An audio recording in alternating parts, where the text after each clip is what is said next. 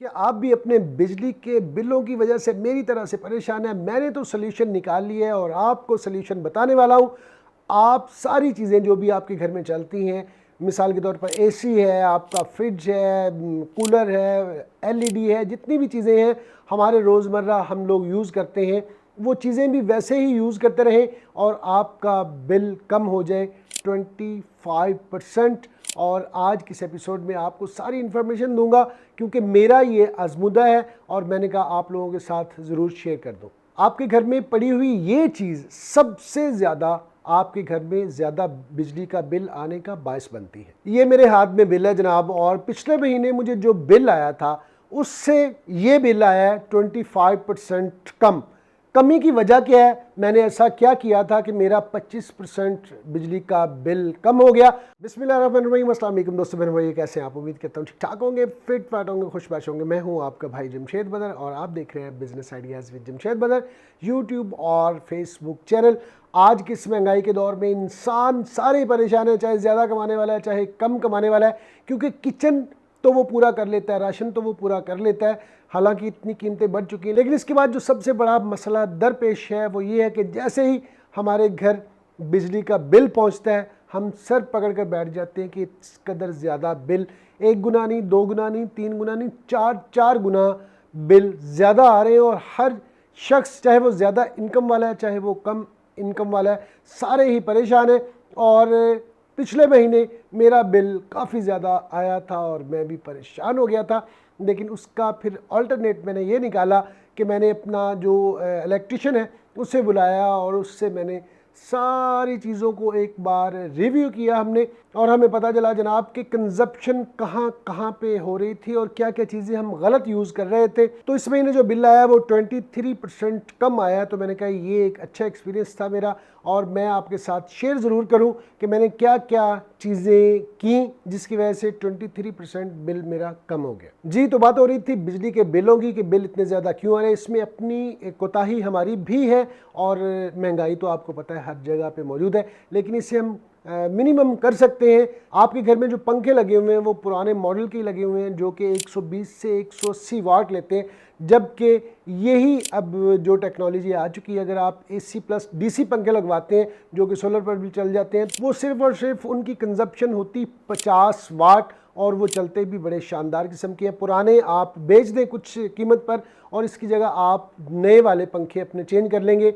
तो एक पॉइंट तो ये है आपका कि आप इससे भी अच्छी, आपके घर में 4 पंखे चलते हैं, 5 चलते हैं, सारा दिन और सारी रात चलते हैं, तो आप देख लें कि कितने यूनिट आप बचाने में कामयाब हो जाएंगे। तो दूसरा आपने ये करना है कि रोज़मर्रा के इस्तेमाल में आने वाली चीज़ें, जैसे आपकी वॉशिंग मशीन है, जैसे आपकी पानी वाली मोटर है, और जैसे आपके घर के AC हैं, इनको आपने पीक आवर के अंदर बिल्कुल भी इस्तेमाल नहीं करना। कोई एक आध AC चला के गुजारा कर लें, ज़ाहिर है गर्मी है, इसके बगैर गुजारा भी नहीं है, लेकिन कोशिश करें कि आपके जितने भी AC हैं और आपकी पानी वाली मोटर है, वॉशिंग मशीन है, या दीगर जितनी भी अशिया हैं, उनको पीक आवर के अंदर कम से कम यूटिलाइज़ करें, क्योंकि पीक आवर के अंदर आपको यूनिट काफ़ी महंगा पड़ जाता है, जिसकी वजह से आपका बिल ज़्यादा आता है। इसलिए कोशिश करें कि पीक आवर्स के अंदर अपनी चीज़ों को कम से कम यूज़ करें ताकि आपका बिल भी कम हो सके। और तीसरा पॉइंट जो है, जो आपके UPS की बैटरी है, अगर तो वो पुरानी है तो समझ लें कि आपने एक ऐसी मुसीबत मोल ली है जो हर महीने आपको नई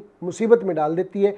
होता ये है कि बैटरी के सेल्स डाउन हो जाते हैं और वो हर वक्त चार्जिंग पे लगी रहती है, जिससे वो बैटरी बहुत सारे यूनिट कंज्यूम करती है। इसकी वजह से भी आपको बिल बहुत ज़्यादा आता है। अगर आपकी 2 साल से पुरानी बैटरी है तो फौरी जनाब ये बैटरी दे के नई बैटरी लेके आएँ, ताकि आपके लिए भी बिजली के बिल में आसानी हो। अपने फ्रिज के थर्मोस्टेट को बहुत अच्छे से चेक करवाना है, क्योंकि होता ये है कि थर्मोस्टेट सही काम नहीं करता, जिसकी वजह से आपके फ्रिज का कंप्रेसर चलता रहता है और उससे भी आपके यूनिट धड़ाधड़ ड्रॉप होते रहते हैं। इसको भी आपने बहुत ज़रूरी चेक करवाना है। अभी आपको बताते हैं वो छठा तरीका जिससे आप बिजली का बिल बचा सकते हैं। आपने ये देखना है कि आपके घर के अंदर पुराने स्टाइल वाले जो एनर्जी सेवर थे वो लगे हुए हैं, या आपने LED बल्ब लगवा लिए। अगर तो एनर्जी सेवर लगे हैं तो फौरी उनको उतारें, क्योंकि एक एनर्जी सेवर जितनी बिजली कंजप्शन करता है उसकी निस्बत LED बल्ब 4 से 5 लग जाते हैं।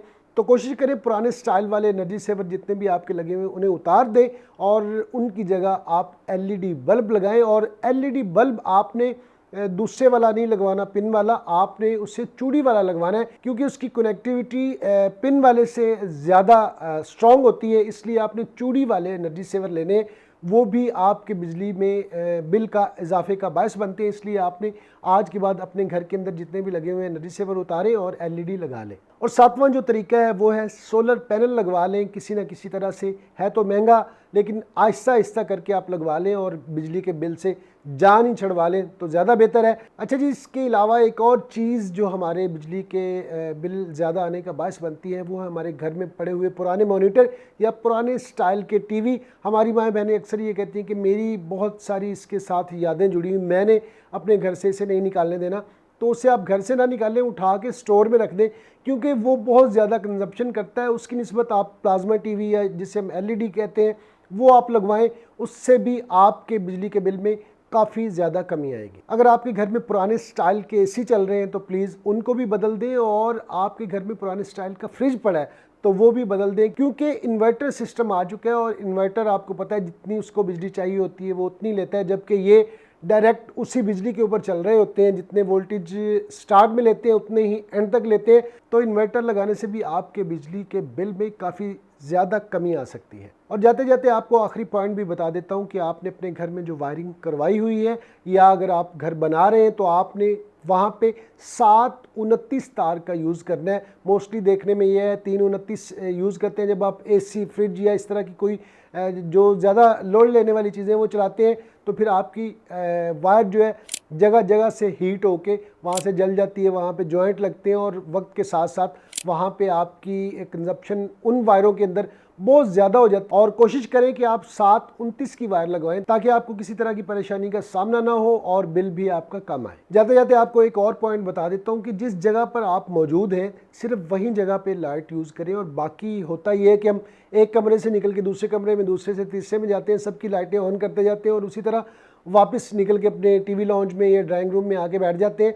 तो इस तरह से भी आपका बिजली का बिल काफ़ी ज़्यादा आता है। इस चीज़ को भी थोड़ा सा देखा करें। छोटी सी एपिसोड थी, इन्फॉर्मेशन थी, मैंने कहा हो सकता है किसी का भला हो जाए, आपके साथ शेयर करनी चाहिए। आज की ये एपिसोड आपको कैसी लगी कमेंट सेक्शन में ज़रूर बताइएगा। मिलते हैं नेक्स्ट एपिसोड में किसी नए टॉपिक के साथ।